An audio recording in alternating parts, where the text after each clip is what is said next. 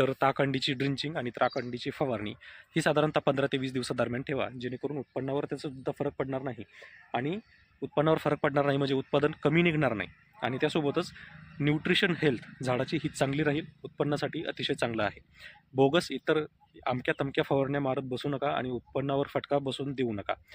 कारण मार्केटमध्ये सध्या सोशल मीडिया जर पाहिलं तर एवढे मोठे कन्सल्टंट आहेत की म्हणजे प्लॉट एकाचा, औषध दुसऱ्याचे, कन्सल्ट व्हिडिओ तिसऱ्याचा आणि टाकतोय चौथा.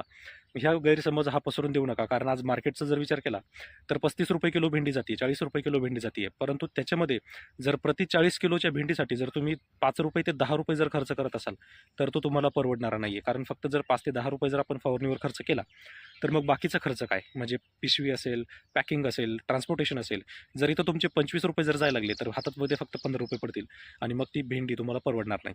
त्यामुळे विचार करा आणि खर्च कमीत कमी ठेवून आपलं पीक वाढवा, जेणेकरून तुम्हाला पीक परवडेल आणि तुमचा तोटा त्या ठिकाणी होणार नाही. तर मित्रांनो, तुम्ही याच पद्धतीनं प्लॉट जर केला तर तुम्ही अगदी पाहू शकता की किती सुंदर असा प्लॉट दिसतोय. तर प्लॉटचं नियोजन तुम्ही नक्की करा. लागवड करताय हमखास करा. फक्त पाण्याचं नियोजन व्यवस्थित ठेवा, खत व्यवस्थापन व्यवस्थित ठेवा आणि किडीचं नियोजन